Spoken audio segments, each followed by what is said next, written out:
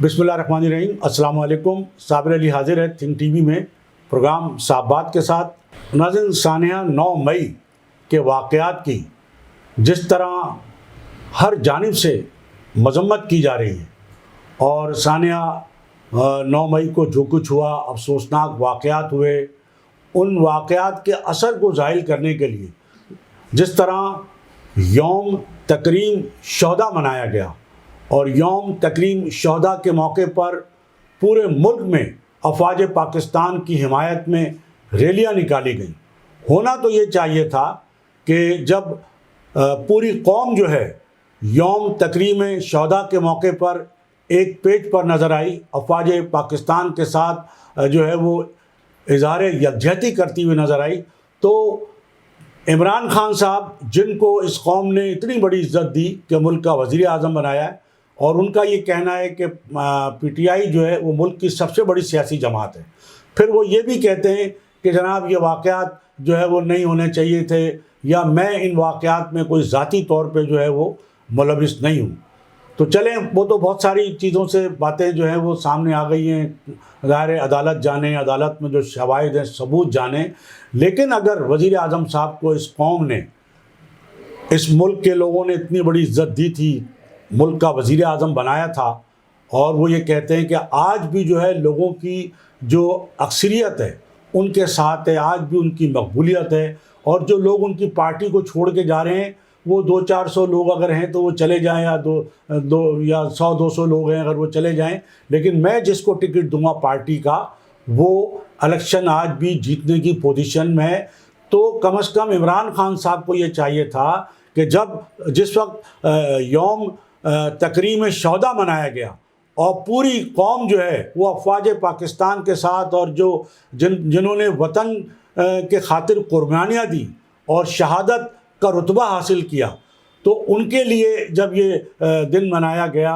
تو کم از کم عمران خان صاحب کو یہ چاہیے تھا کہ وہ بھی جو ہے وہ یہ دن منانے کے لیے جو ہے وہ سامنے آ جاتے، اور جس طرح وہ روزانہ ایک پیغام کے ذریعے جو ہے وہ ٹیلی ویژن پہ یا انٹرنیٹ کے ذریعے جو ہے وہ اپنے آ جاتے ہیں، تقریر کرنے کے لیے لوگوں کو ہدایت دیتے ہیں اور اپنے روزانہ اپنا کوئی نہ کوئی وہ پیغام دے رہے ہیں، تو وہ یہ پیغام بھی دے تھے کہ جناب جو کچھ ہوا وہ غلط ہوا اور ہم اس کی حمایت نہیں کرتے، لیکن اب لوگ جو ہے جو پی ٹی آئی کے جو لوگ ہیں، رہنما ہیں، کارکنان ہیں، وہ کم از کم یوم تکریم شہداء منانے کے لیے وہ بھی جو ہے سامنے آ جائیں، وہ بھی اس میں شامل ہوں، کیونکہ وہ شہید جو ہیں وہ پوری قوم کے شہید ہیں، اور ان کو خراج تحسین پیش کرنے کے لیے پی ٹی آئی بھی اتنی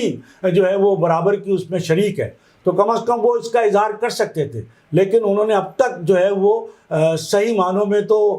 سانحہ 9 مئی کی مذمت ہی نہیں کی، اور جو شہداء کی یادگاروں کے ساتھ یا فوجی تنصیبات کے ساتھ جو سلوک کیا گیا اس کی بھی ابھی تک ان کی جانب سے کوئی بھرپور انداز میں جو ہے مذمت نہیں آئی۔ تو میرا یہ کہنا تھا کہ کم از کم یہ جو پوری قوم ایک پیج پہ جو نظر آئی اور افواج پاکستان کے ساتھ اظہار یکجہتی کرتی ہوئی نظر آئی، تو اس میں عمران خان صاحب اور پی ٹی آئی بھی شامل ہو سکتی تھی، اور اب بھی جو ہے میں سمجھتا ہوں کہ یہ کوئی دیر نہیں ہوئی ہے۔ عمران خان صاحب کو چاہیے کہ وہ قوم کے ساتھ کھڑے ہو جائیں، افواج پاکستان کے ساتھ کھڑے ہو جائیں، یا آئین پاکستان کے حوالے سے اگر کہیں کوئی خلاف ورزی ہوتی ہے تو اس پہ ضرور بات ہونی چاہیے، لیکن یہ جو کچھ ہوا سانحہ 9 مئی، کم از کم اس کی حمایت کوئی بھی پاکستانی نہیں کر سکتا۔ تو ناظرین، یہ تو اس حوالے سے بات ہو گئی،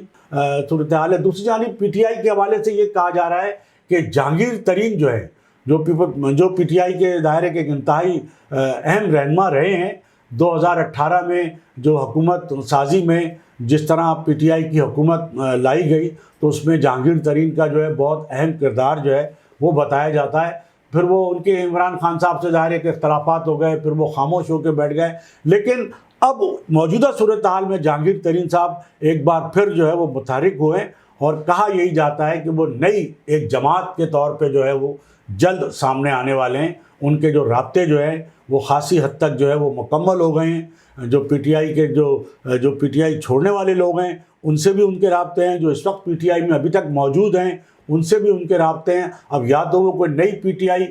کے سربراہ بن کے جو ہے وہ سامنے آئیں گے، یا یہ ہے کہ وہ اسی پی ٹی آئی میں سے کوئی فارورڈ بلاک نکالیں گے یا جو بھی کریں گے. لیکن اس حوالے سے خبریں بڑی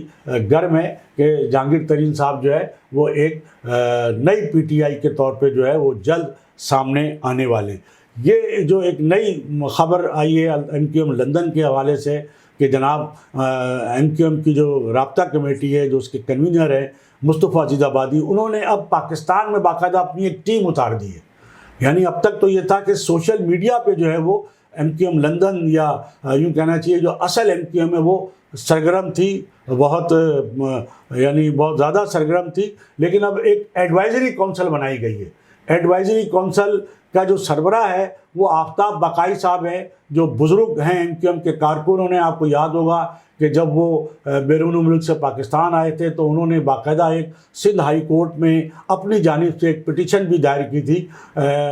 بانی و قائد الطاف حسین کی پر جو پابندی جو لاہور ہائی کورٹ نے لگائی تھی اس حوالے سے. لیکن ان کی جو پٹیشن تھی وہ کئی ماہ بعد، یعنی ایک تو اس کا نمبر ہی کئی ماہ، اس کو اس کی تاریخ پہ تاریخ اس کی بھی پڑھی، اور جب تاریخ پڑھی تو اس کو وہ بہرحال اس پٹیشن کو جو وہ خارج کر دیا گیا تھا کہ جناب آپ جو ہے وہ ان کی نمائندگی نہیں کر سکتے اور ان کے لیے کوئی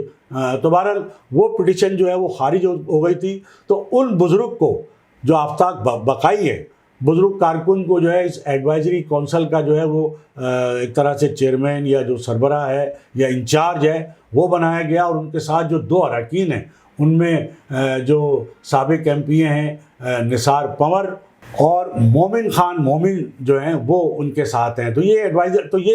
ایڈوائزری کونسل جو ہے اس سے پہلے ابھی تک اس قسم کی کوئی جو ہے وہ کوشش سامنے نہیں آئی تھی کہ جو ساری جو سرگرمیاں تھیں وہ صرف سوشل میڈیا پہ تھی. لیکن اب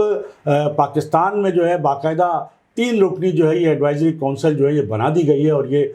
یہاں جتنے بھی جو ان کا کہنا ہے کہ جو لوگ بھی بانی ایم کیو ایم کے ساتھ جو ہے وہ ان کے نظریے سے اتفاق رکھتے ہیں یا ان کے ساتھ اگر کام کرنا چاہتے ہیں یا ان کو اپنا قائد مانتے ہیں یا ان کو اپنا لیڈر مانتے ہیں تو وہ، اور جو اگر وہ خاموش ہو کے گھر بیٹھ گئے ہیں یا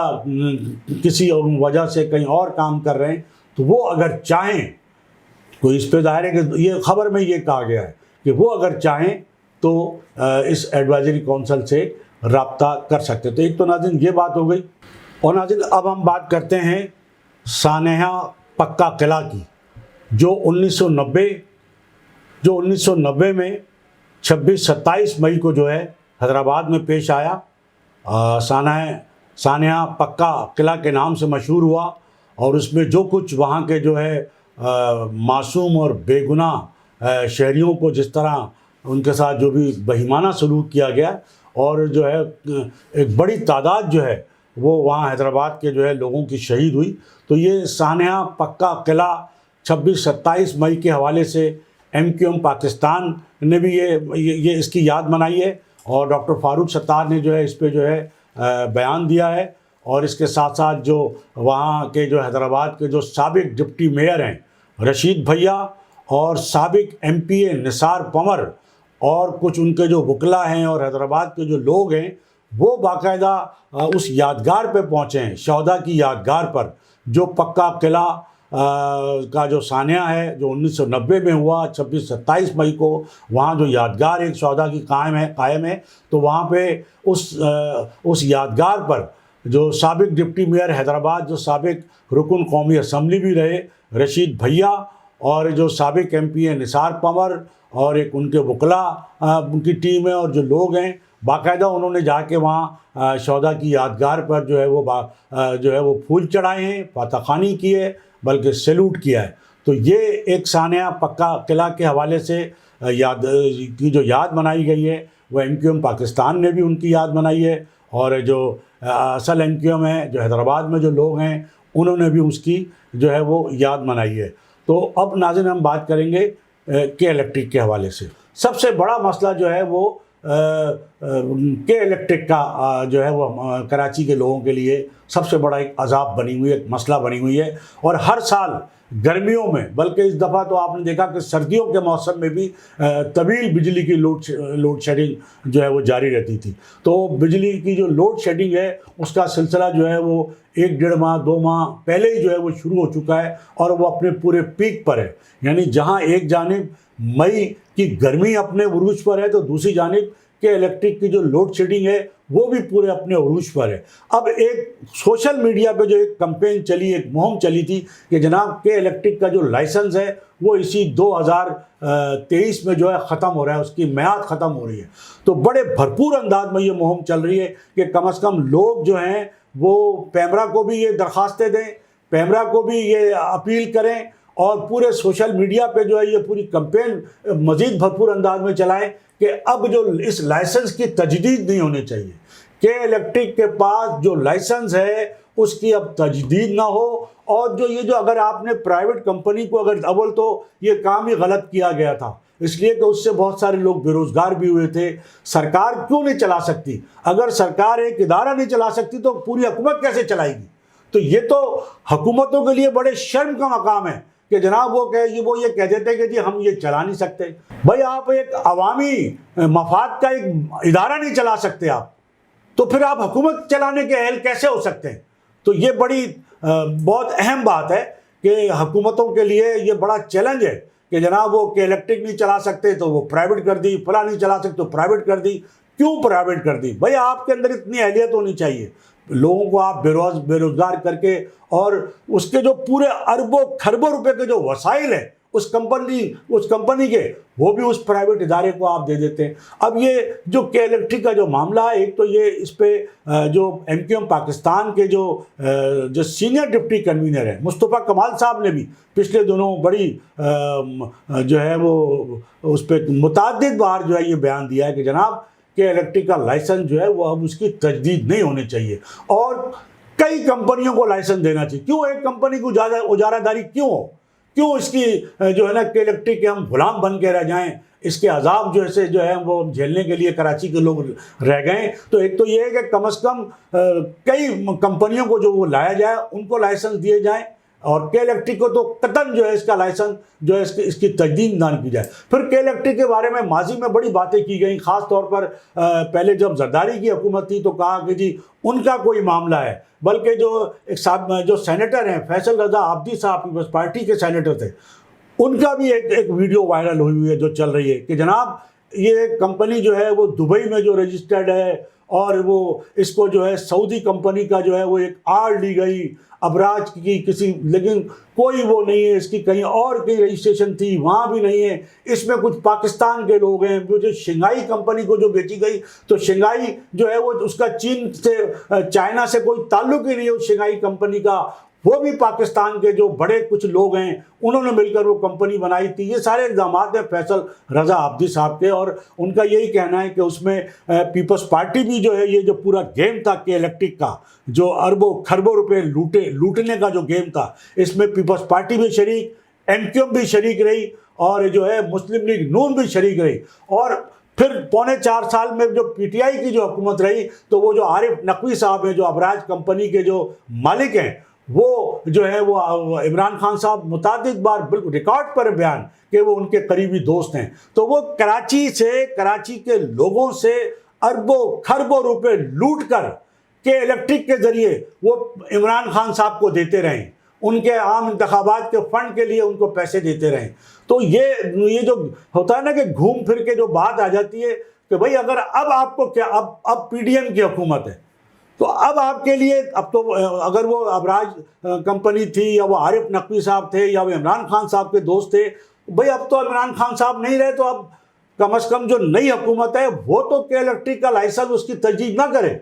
وہ کم از کم کوئی 8-10 نئی کمپنیاں جو ہے ان کو لائسنس دے تاکہ کسی کی مونوپلی نہیں رہے. کراچی کے لوگ آپ پورا پیسہ جو ہے وہ 70% یا 68% جو ہے وہ ٹیکس آپ کراچی سے وصول کرتے ہیں. پورا ملک کراچی کے ٹیکسوں پہ چل رہا ہے. پورے ملک کی جو اشرافیہ ہے، جو حکمران ہیں، وہ کراچی کے ٹیکسوں پہ عیاشی کر رہے ہیں. لیکن آپ کراچی کو جو ہے کسی قسم کی کوئی سہولت دینے کے بجائے اور ان کو جو ہے وہ